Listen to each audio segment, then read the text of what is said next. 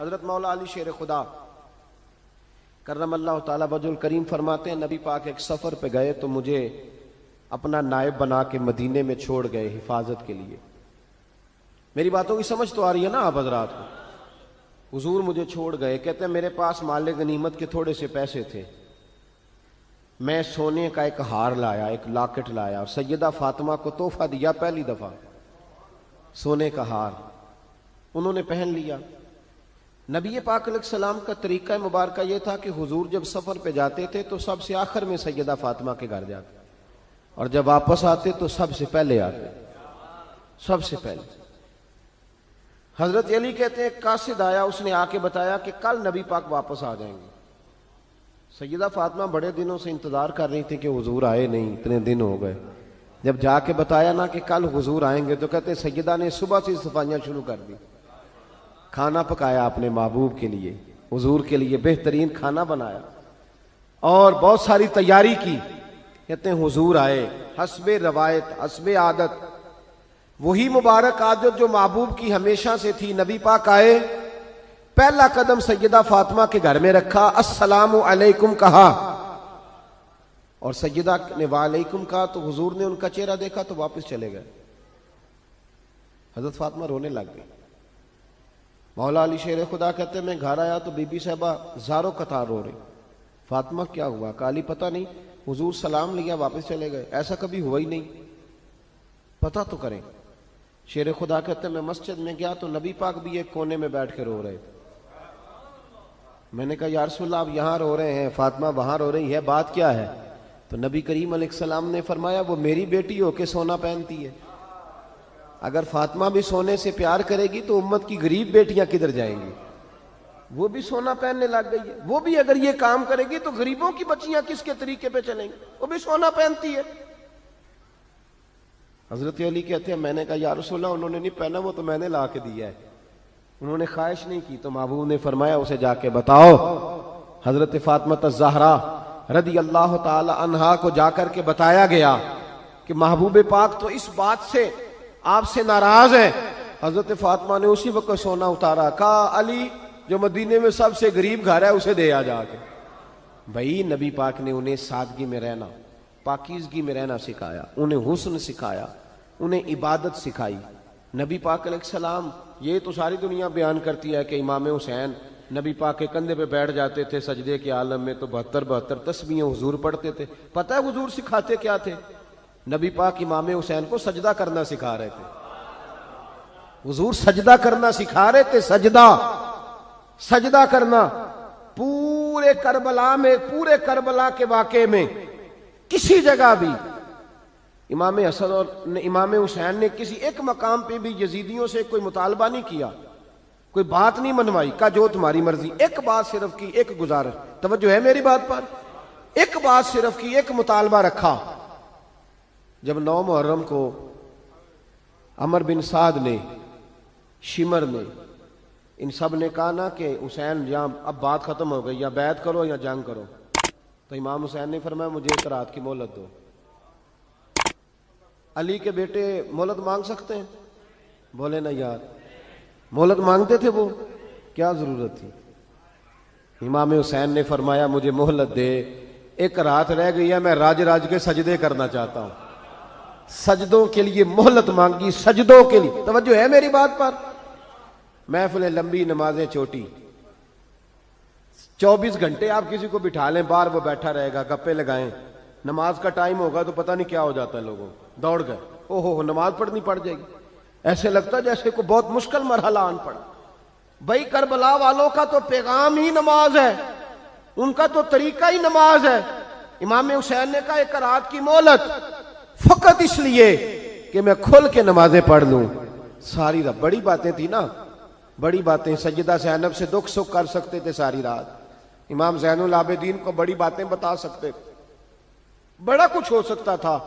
لیکن امام زین العابدین کہتے ہیں ساری رات حسین ابن علی نے سر سجدے سے نہیں اٹھایا. چل تو اس طرح کر, امام حسین تو ساری زندگی ساری رات پڑھتے رہے نا, تو چل ایک رات کی عبادت کر ان کے نام پر, ایک رات ساری جاگ. نہیں نا تسی ہاں کی تھی, ایک رات کہی ہے میں نے, بڑا مشکل ہے ہمارے لیے. آپ یقین کریں مسلح, اور پھر کسی نے ہمیں کان میں بتا دیا کہ تسی نسبت آلے ہو, تسی بخشے ہو. اے کوئی پکی گل دس گیا ساری, اس میں کوئی شک نہیں کہ نسبت سے ہی بخشے جائیں گے. لیکن امام حسین ڈائریکٹ نواسے ہیں نبی پاک کے. اگر وہ نسبت کے باوجود بھی ساری ساری رات نماز پڑھتے ہیں, تو کس قسم کا نسبت والا ہے کہ 10 محرم کو بھی تیری ساری قضا ہو جاتی ہے, ساری قضا چھٹی, ہم نسبت والے ہیں. بس نسبت کا یہ معیار ہوتا ہے. نسبت کا معیار یہ ہوتا ہے کہ جو محبوب نے کیا وہ ہم نے کر کے چھوڑنا ہے, وہ کام کرنا ہے. اور پھر اہل بیت نبوت کا اسوہ حسنہ پردہ ہے. پردہ بڑی گمراہی آ گئی ہے امت میں. اب جو بچی MA MBA کر لیتی ہے, وہ سب سے پہلے یہ مطالبہ کرتی ہے کہ ہمارے حقوق برابر کے. اسلام نے عورت کو برابر کے حقوق نہیں دیے, عزت والے حقوق دیے. کون سے حقوق دیے بولیے؟ میں ایک یونیورسٹی میں تھا تو ایک بچی نے پیغام دیا, کہنے لگی جی, بچیاں بھی تھی پردے میں بیٹھی ہوئی, لیکچر یونیورسٹی میں ہو رہا تھا, تو اس نے کہا جی عورت کا تو گھر ہی کوئی نہیں ہوتا, عورت کا تو گھر ہی کوئی نہیں, تو ہم کدھر جائیں؟ میں نے کہا چلیں ادیبانہ انداز میں یہ بات درست ہے, لیکن حکیمانہ انداز میں درست نہیں. عورت کی تو اللہ تعالیٰ نے ذمہ داری بڑی شاندار رکھی ہے. جب تک باپ جوان ہوتا ہے نا, توجہ ہے میری بات پر, جب تک باپ جوان ہوتا ہے تو بیٹی اس کے گھر رہتی ہے, اور جب بچی جوان ہوتی ہے, ابا تھوڑا بوڑھے ہونے لگتا ہے نا, تو اللہ تعالیٰ خامند کی ڈیوٹی لگا دیتا ہے عورت پر. اور جب خامند تھوڑا بوڑھا ہونے لگ جاتا ہے تو بچے جوان ہو جاتے ہیں. تو میں نے کہا بی بی تو سمجھی نہیں, تو کہتی ہے میرا گھر کوئی نہیں. رب کریم نے تو تیرا محافظ ہمیشہ جوان آدمی کو رکھا ہے, جوان کو, کبھی باپ کو, کبھی بھائی کو, کبھی بیٹے کو, کبھی شوہر کو. تو یہ کیسے؟ اسلام نے تو تیرے لیے جوان خون تیرا محافظ رکھا, اگر تو سمجھے. حضرت فاطمہ نے ساری زندگی پردے میں گزاری, ان کا ننگا سر کبھی سورج نے بھی نہیں دیکھا. یہاں اللہ خیر کرے دینداروں کی بچیاں پردہ نہیں کرتی, حاجیوں نمازیوں کی بچیاں پردہ نہیں کرتی. کپڑے استری نہ ہو تو گھر میں جھگڑا شروع ہوتا ہے, اور بی بی پردہ نہ کرے تو پرواہ کوئی نہیں. حضرت عبداللہ بن سہل ایک تابعی بزرگ ہے, نام یاد رکھنا. عبداللہ بن سہل کہتے ہیں سیدہ زینب جب کربلا سے واپس آئیں تو وہ میری پڑوسن تھیں. 15 سال کہتے ہیں میں ان کا پڑوسی رہا ہوں, 15 سال. 15, امام شورانی نے اس کو لکھا ہے, 15 سال میں حضرت زینب کا پڑوسی رہا. کبھی ہوتا ہے نا کہ بی بی برقع پہن کے باہر نکل آتی ہے, بازار جانا ہے, دوائی لینی ہے, کوئی کام ہے. کہتے ہیں 15 سال میں پڑوسی رہا, پر میں نے پردوں میں چھپی ہوئی زینب بھی کبھی نہیں دیکھی. ہوتا نا برقعے میں بندہ بی بی دیکھ لیتا, میں نے پردے میں چھپی ہوئی بھی بی بی کبھی نہیں دیکھی. تو کربلا والوں کا تو طریقہ پردہ ہے, ان کا طریقہ. اب آخری بات سنیں, کربلا والوں کا طریقہ حوصلہ ہے, ہمت ہے. ہمارے ہاں نا خودکشیاں عام, جھگڑا عام, لڑائی عام. اس کی وجہ یہ کہ حوصلہ کوئی نہیں. ذرا سی بات کوئی بندہ برداشت کرنے کو تیار. اہل بیت کا جو طریقہ ہے نا وہ حوصلہ ہے, وہ صبر ہے. وہ چلے محبت کی بات ہے کر دیتا ہوں. ایک بابا جی سے میں نے پوچھا, میں نے کہا جناب صحت کیسی ہے؟ کہ دکھا نہیں وڈیریاں کر چھڑیا. میں کہا کنی عمر تھوڑی؟ کہتا میں عمر تے ایویں 76 کو سال ہے. تو میں کہا دکھاں تو بغیر بھی ہوں تو وڈیریا ہی ہونا سی. بس کر دے, دکھوں کو بدنام کیا ہوا بلا وجہ. اب بس کریں, وڈیرے ہونا تھا کہ نہیں ہونا تھا؟ تو نہ دکھاں دا لا دیتا ہے. ہجوم غم میں بھی توہین نے ضبط غم نہ ہوئی, ہم تو اس احتیاط سے روئے کہ آنکھ نم نہ ہوئی. اللہ والے تو مطلب شکوہ کرنا ہر وقت شکوہ, حوصلہ ہی کوئی نہیں, سکون ہی کوئی نہیں, پریشانی بڑی ہے جی, آزمائش بڑی ہے. کبھی آپ نے کہیں سنا ہے کہ واقعہ کربلا کے بعد حضرت زینب معاذ اللہ نفسیاتی مریض ہو گئی تھی؟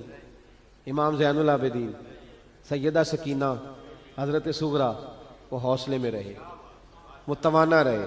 امام زین العابدین نے اس کے بعد بھی کئی دفعہ پیروں میں بیڑیاں پہنی, کئی دفعہ. سادات کا خاندان چلا. یہ جو داتا علی اجویری نے آ کے آپ کو کلمہ پڑھایا, یہ بھی سید زادے ہیں. سیدوں کا قافلہ رکا نہیں, یہ خواجہ اجمیری بھی سید زادے, غوث پاک جیلانی بھی سید زادے. یہ سادات کا سلسلہ چلتا رہا. بار بار آ کے امت کی قیادت کی ان لوگوں نے. جب دیکھیں نا یہاں کسی بندے کا کٹا ہوا ہاتھ پھینکا جائے نا, بلکہ انگلی پھینک دی جائے, تو لوگ ڈر کے بھاگ جائیں گے، کسی کا، اپنے کسی کا نہیں، کسی کا، کیونکہ انسان کا وجود کٹ جائے تو دہشت پیدا ہوتی، آپ ڈر کے بھاگ جائیں گے۔ امام حسین کا کٹا ہوا سر، توجہ ہے میری بات پر؟ ذرا غور کرنا، بندے کا سر کٹ جائے، ہم سنتے ہیں بات پر غور نہیں کرتے۔ دھاڑ ان کا پڑا تھا کربلا میں، کٹا ہوا سر، زلفیں، پگڑی، کٹا ہوا سر نیزے پہ، آگے آگے سر جا رہا ہے، پیچھے سیدہ زینب جا رہی، با پردہ یزید کے دربار میں پہنچی، بی بی صاحبہ پردے میں بیٹھ گئی۔ یزید کہنے لگا دیکھ لو اللہ نے مجھے عزت دی اور میرے دشمنوں کا معاذ اللہ کیا حال ہوا۔ جب اس نے یہ کہا نا تو حضرت نعمان بن بشیر صحابی بیٹھے تھے، اور ساتھ کہتے ہیں میرے ایک نابینا صحابی بھی بیٹھے تھے۔ حضرت نعمان بن بشیر کہتے ہیں کہ جب اس نے یہ کہا نا کہ اللہ نے مجھے عزت دی اور نقل کفر کفر نہ باشد، میرے دشمنوں کا یہ حال ہوا، تو کہتے ہیں سیدہ زینب وہاں سے اٹھ کے کھڑی ہو گئی، با پردہ سیدہ زینب کھڑی ہوئی، اور فرماتے ہیں اس طرح نہیں کھڑی ہوئی کہ بیویاں روتی ہیں تو کہتی ہیں ہائے یہ ہو، اس طرح نہیں، حوصلہ، ہمت، اور جس طرح کوئی سیاںا خطیب خطبہ پڑھتا ہے اس طرح سیدہ نے خطبہ پڑھا، پہلے اللہ کی حمد کی، پھر نبی پاک پہ درود پڑھا، اور پھر قرآن پاک کی آیت پڑھی وَتُعِزُّ مَن تَشَاءُ وَتُذِلُّ مَن تَشَاءُ، یہ آیت پڑھی۔ کہتے سیدہ کی آواز میں وہ روب تھا، وہ گرج تھی، وہ وقار تھا، وہ اطمینان تھا کہ وہ نابینا صحابی میرا گھٹنا ہلا کے کہنے لگے نعمان علی آ گئے ہیں دربار میں، علی آ گئے ہیں، جبریل امی بول رہے ہوں جیسے، حکمت کے گوہر رول رہے ہوں جیسے، دربار دمشق میں بی بی زینب کا خطاب منبر پہ علی بول رہے ہوں جیسے۔ کہا یہ تو حضرت علی کی آواز، علی آ گئے کیا، علی آ گئے؟ سیدہ زینب فرمانے لگی یزید تیری حکومت ہے تو تو کہتا ہے کہ اللہ نے تجھے عزت دی، ذرا وقت بدلنے دے، ذکر تیرا بھی ہوگا پر تجھ پر لوگ لعنت برسائیں گے، اور جب میرے حسین کا ذکر ہوگا تو خطیب جمعے کے خطبے میں ذکر کیا کریں گے، خطبوں میں میرے نام۔ بھائی حوصلہ پیدا کرے زندگی میں، ہمارے اندر حوصلہ نہیں رہا، حوصلہ نہیں، توانائی نہیں، ذرا ذرا سی بات پہ ہم بگڑتے ہیں، ناراض ہوتے ہیں، اپنی طبیعتوں کو اکٹھا کریں۔ پہلا سبق یہ عرض کیا ہے کہ اہل بیت سے پیار کریں، بحث چھوڑ دیں، صحابہ سے پیار کریں اور بحث، نبی پاک کا میلاد منائیں اور بحث کرنی چھوڑ دیں۔ اور دوسری بات یہ کہ اہل بیت کا طریقہ فقر و فاقہ ہے، ان کا طریقہ سخاوت ہے، ان کا طریقہ پردہ ہے، ان کا طریقہ عبادت ہے، ان کا طریقہ حوصلہ ہے۔ حوصلہ مند زندگی گزاریں، توانائی والی زندگی گزاریں۔